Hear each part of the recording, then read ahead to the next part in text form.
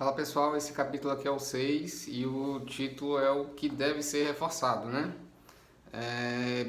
Primeiramente ele traz aí sobre o feedback ofensivo, né? O feedback ofensivo ele pode inibir a comunicação, né? As informações e aí a pessoa acaba a pessoa consequentemente não vai te trazer informação e não vai se comunicar bem, né? Então isso não deve ser reforçado, né? A ofensividade do feedback não deve existir e não deve ser reforçado. E aí ele traz aqui que a gente tem que aplicar as 3 etapas em casa também, né? A parte do parar de dar feedback crítico, começar a dar feedback positivo e o pedido de desculpa, né? A instrutora, a consultora provoca o Scott a fazer isso também em casa, só que ele tem um probleminha lá e é com a filha dele. E justamente porque a filha dele, ela cita um exemplo de uma mulher, né, que acabou recebendo do pai muito feedback ofensivo, né, muito feedback crítico e a pessoa começou a acreditar nas crenças, no que o pai falava, né?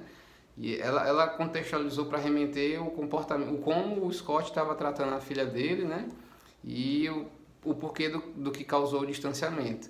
E que com um simples elogio e tal, isso não ia ser resolvido. Tem pessoas que o buraco no balde está tão grande que a gente tem que estar lá com uma manutenção muito intensa para aproximar e para dar mais feedback positivo, começar a enxergar mais coisas positivas que a pessoa faz, né? E aí justamente ele traz isso, né? Que existe pontos que precisam ser reforçados continuamente, né? Que é para garantir que a pessoa continue bem, né? Que aí ele fala do feedback reforço, que é basicamente reforçar sobre a aparência, sobre o comportamento e que isso deve ser uma dose certa e também reforçar do que a pessoa é, né? Falar do que a pessoa faz de bom, né? Que desenvolva uma personalidade aí agradável. E quando fala também de reforçar, ele remete a alguma aptidão que a pessoa tem, que não tem diferenciação entre feminino, masculino, homem, mulher, etc. O que vai diferenciar o tipo de reforço é a aptidão. Por exemplo, né, ele contextualizou que se a criança lá, o jovem e tal, ele gosta de praticar esporte, né? Então o feedback reforço tem que ser linkado com aquela prática daquela atividade, né? Para incentivar, né, a pessoa, a criança, enfim, a continuar fazendo bem, né? Então, basicamente, o feedback reforço, o que precisa ser reforçado é relativo à aparência, ao comportamento e o como o que a pessoa é.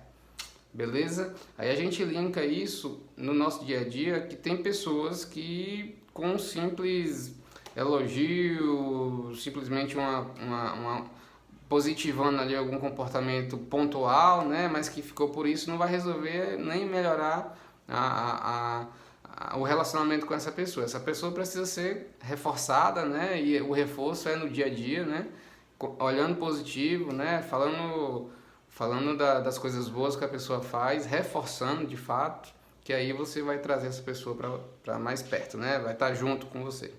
Valeu!